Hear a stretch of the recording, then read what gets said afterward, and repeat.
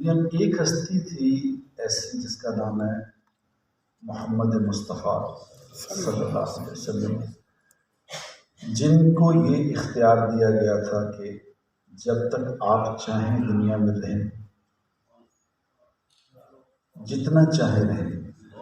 अल्लाह ने इज़राइल को ये कह के भेजा था कि मेरे महबूब से पूछ के आना कि जब तक वो चाहें वो रहे।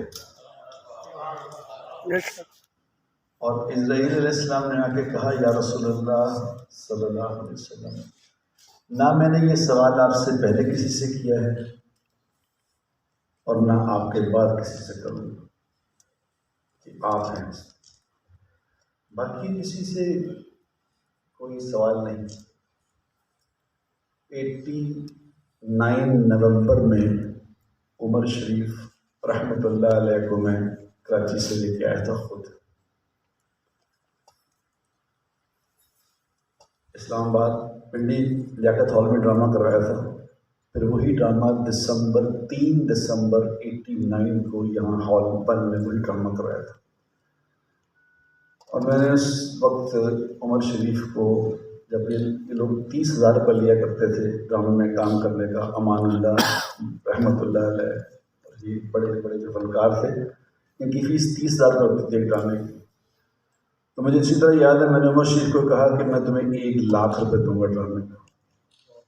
तो चाय का कप उसके हाथ से गिर गया। उन्हें कह रहे, भाई तेरा दिमाग काम कर रहा है ठीक? लाख रुपया उस वक्त एक अमाउंट थी। डार साहब ने वहाँ प्लॉट लिया था, इनका वहाँ पे 3 लाख रुपये कनाल का प्लॉट मिलता था डिफेंस में। तो 2 लाख रुपए दिया था महीने का काम करने का मैंने उसे, और 2 लाख रुपए की 86 मॉडल की करोला उस वक्त आया करती थी रिकंडीशन, जो बड़ी प्रेस्टीजियस कार होती थी। वो कार मैंने उसको चाबी जब ला के दी महीने के बाद, उसने मुझे कहा कि पहले भाई तुम्हें क्या बचा है, तुम्हें कितना प्रॉफिट हुआ महीने का? मैं यह दफ़ा करता नहीं कि लगे तुम्हें 2 लाख वो मिल गया, 2 की तुम्हें गाड़ी दी, तुम्हें क्या बचा? तू बस, तेरे से शर्त मेरी ये है कि तू 2 साल तक किसी का ड्रामा नहीं कर सकेगा, लाहौर में ड्रामा मेरा ही करेगा। उसने ये तो सारी जिंदगी के लिए तय हो गया, मगर तू ये बता तुझे क्या बचा है? अब वो चूंकि जिंदगी में उमर शरीफ जितना हिलेरियस आदमी मैंने कोई देखा नहीं। सारी जिंदगी में फनकार, मैं खुद भी फनकार ही हूँ अभी भी। तो उस वक्त भी फनकार था, तो फनकारों में जिंदगी गुजरी है। ऐसा इंसान कोई दुनिया में और नहीं देखा। तो 6 घंटे स्टेज पे काम करके, यानी 2 शोज होते थे, 6 घंटे काम करके हम लोग जिम खाना चले जाते थे। तो जिम खाने जाके रात को फिर ताशें निकल आती थी कि ताशें शुरू हो गई, ताश खेलने शुरू हो गई। पूरी रात सुबह तक, फजर दिन चढ़ने तक ताश होती थी, और दिन चढ़ने तक वो बोलता ही रहता था। 6 घंटे यहाँ बोल के गया तो सुबह तक बोल ही रहा है। और कुछ लोग मैंने फनकार देखे हैं जो ऑन स्टेज बड़े ज़बरदस्त कॉमेडियन होते हैं, ऑफ स्टेज बिल्कुल वो एक शरीफ इंसान होता है। वो अजीब आदमी था। वो ऑन स्टेज भी वही था, बैक स्टेज भी वही था। वो निजी महफिल में भी ऐसा ही कॉमेडियन था जैसा स्टेज पे, सारी रात हंसाता रहता था। लेकिन अब चूंकि वो नहीं रहा दुनिया में, तो अल्लाह उसके साथ खैर वाला मामला करेंगे इंशाअल्लाह। क्योंकि उसके दिल में, मुझे और तो किसी बात का पता नहीं, उस वक्त मैं भी, क्योंकि दीन का मुझे कुछ पता नहीं था, ये उस वक्त की बात है जब मैं खुद भी नमाज नहीं पढ़ता था। तो हम लोग कोई भी नहीं पढ़ते थे नमाज में।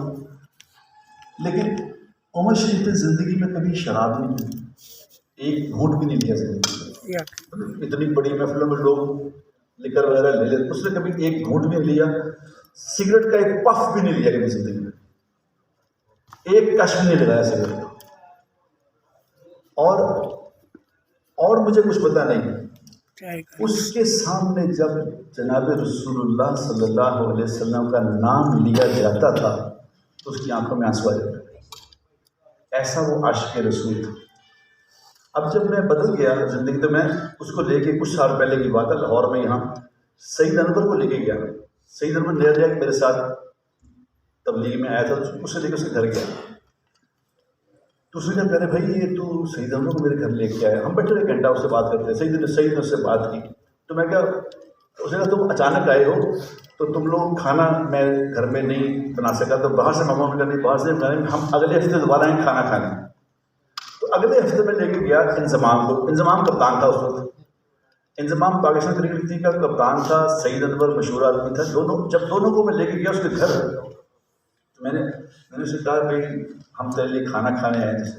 तो मुझे वो कहने लगा कि पहले भाई एक बात, सच्ची बात बता, तू अब नेक हो गया है, तूने फ्रॉड छोड़ दी, लेकिन मुझे सच्ची बात बता, इतने बड़े बड़े आदमियों को मेरे घर लाने का तेरा मकसद क्या है?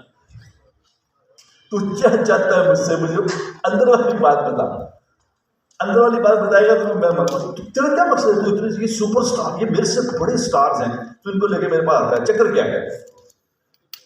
तो मैंने उसे कहा, मैं क्या देखो उमर अली, तेरी जिंदगी बहुत अच्छी थी, हम एक कमरे में सोए हैं 5 साल, जिम खाना में सोते एक कमरे में सोते।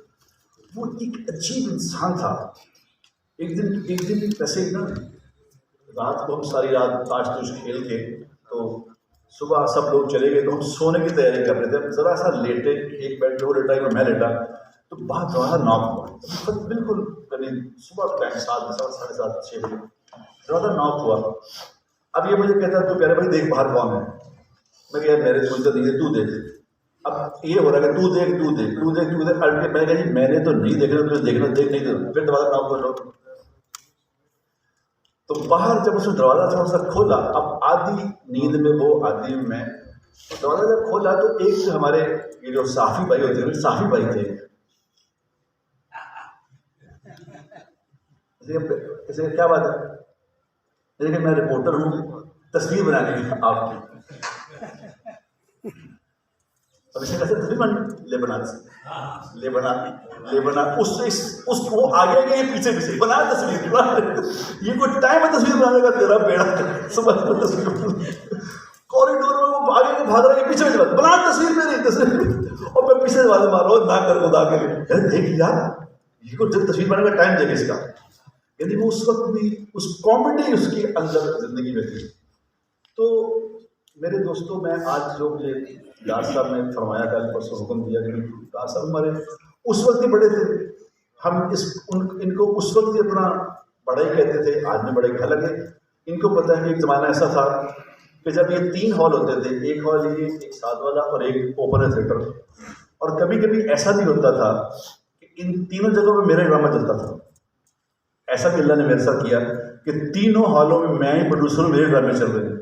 तो उस वक्त भी डार साहब हमारे बुजुर्ग थे, आज भी बड़े हैं, बुजुर्ग हैं। इन्होंने मुझे कल मुझसे फ़ोन किया, हालांकि अब मुझे लोग पहचानते भी नहीं कि मैं कभी अदाकार था।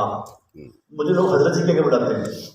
तो जब वो कहते हैं हजरत जी, तो मैं क्या करो अच्छा मैं कहते ठीक है, आपको अल्लाह ने